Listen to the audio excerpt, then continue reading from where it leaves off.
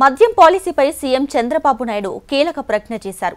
ప్రభుత్వానికి మద్యం ద్వారా వచ్చే ఆదాయంతో పని లేదని, ప్రజల ఆరోగ్యం ముఖ్యమని స్పష్టం చేశారు. ఆల్కహాల్ శాతం తక్కువగా ఉండే మద్యం వల్ల ప్రజల ఆరోగ్యాన్ని కాపాడే అవకాశం ఎక్కువని తెలిపారు. గత ప్రభుత్వ హయాంలో నాణ్యత లేని మద్యం వల్ల లక్షలాది కుటుంబాలు నష్టపోయాయని గుర్తు చేశారు. పేదల ఇల్లు ఒళ్ళు గుల్ల కాకుండా కొత్త పాలసీలో కఠిన నిబంధనలు తేవాల్సిన అవసరం ఉందన్నారు సీఎం చంద్రబాబు. రాష్ట్రంలో అమలులో ఉన్నటువంటి బార్ పాలసీ గడువు సెప్టెంబర్ 1తో పూర్తవుతుంది. దీంతో ప్రభుత్వం కొత్త పాలసీ రూపకల్పనకు సిద్ధమైంది.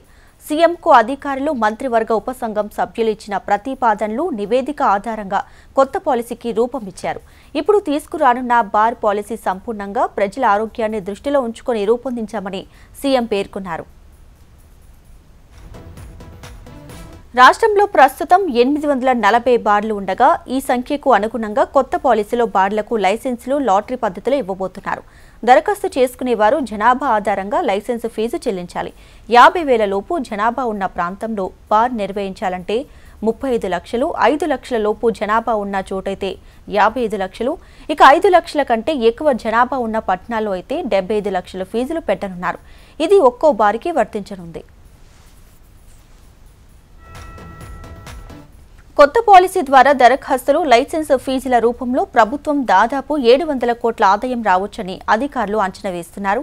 కానీ ముఖ్యమంత్రి సెలవిచ్చినట్టుగా ఇది ఆదాయం కోసం కాదు, ప్రజల భద్రత, ఆరోగ్యాన్ని దృష్టిలో పెట్టుకుని తీసుకొచ్చినటువంటి విధానం అని స్పష్టం చేస్తున్నారు అధికారులు. అదే సమయంలో పోటీతత్వంతో ఒక్కో బారికి కనీసం 4 నుండి 5 వరకు దరఖాస్తులు వచ్చే విధంగా చర్యలు తీసుకుంటున్నారు.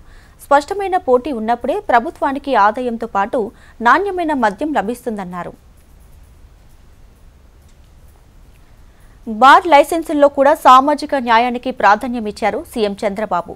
గీతా వర్గాలకు 10% రిజర్వేషన్ ఇవ్వాలన్నారు. గతంలో లిక్కర్ రిటైల్ షాపులో ఇచ్చినట్లే బార్లలో కూడా అదే పద్ధతి పాటించాలని చెప్పారు. ఈ తరహా నిర్ణయం వలన ఆ వర్గాలకు ఆర్థికంగా ఎదిగే అవకాశం కలుగుతుందని అన్నారు. ప్రభుత్వ విధానాల్లో అందరికీ సమానంగా అవకాశాలు రావాలని అధికారులను ఆదేశించారు.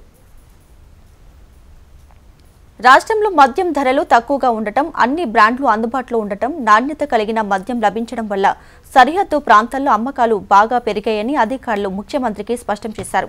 గత ప్రభుత్వ హయాంలో నాణ్యమైన మద్యం కోసం ఇతర రాష్ట్రాలకు తరలి వెళ్లి జేబు గుల్ల చేసుకోవడంతో పాటు సమయాన్ని వృధా చేసుకునేవారని, ప్రస్తుతం ఆ పరిస్థితి పూర్తిగా తారుమారైందన్నారు. పొరుగు రాష్ట్రాల వాళ్ళు కూడా మన రాష్ట్రంలోకి వచ్చి మద్యం కొనుగోలు చేస్తున్నారని, ఇప్పుడు కస్టమర్కి నాణ్యత పరంగా సంతృప్తిగా ఉన్నారన్నది ప్రభుత్వ వర్గాల వాదన. నాణ్యత ఉన్న మద్యం నియంత్రణ, ధరల పాలసీ వల్ల వినియోగదారుడు ఇప్పుడు రాష్ట్రంలో కొనుగోలు చేసే పరిస్థితి ఉంది. మద్యం అక్రమ రవాణా విషయంలోనూ ప్రభుత్వం కఠినంగా వ్యవహరిస్తుంది. ఇప్పటి వరకు 12 జిల్లాలను ఐడీ లిక్కర్ ఫ్రీగా ప్రకటించారు. అంటే అడ్డదారుల్లో తయారయ్యే ఆరోగ్యానికి హానికరమైన మద్యం లేని జిల్లా అనేది. ఈ నెలలో ఇంకో 8 జిల్లాలను కూడా అదే విధంగా ప్రకటించబోతున్నారు. సెప్టెంబర్ నాటికి రాష్ట్రంలోని మిగతా 6 జిల్లాలు కూడా ఐడీ లిక్కర్ ఫ్రీగా మారనున్నాయి. దీనివల్ల గ్రామాల్లో అనారోగ్యం, కుటుంబ విధ్వంసాలు, ఆరోగ్య సమస్యలు తగ్గే అవకాశం ఉందన్నది ప్రభుత్వ వర్గాల వాదన.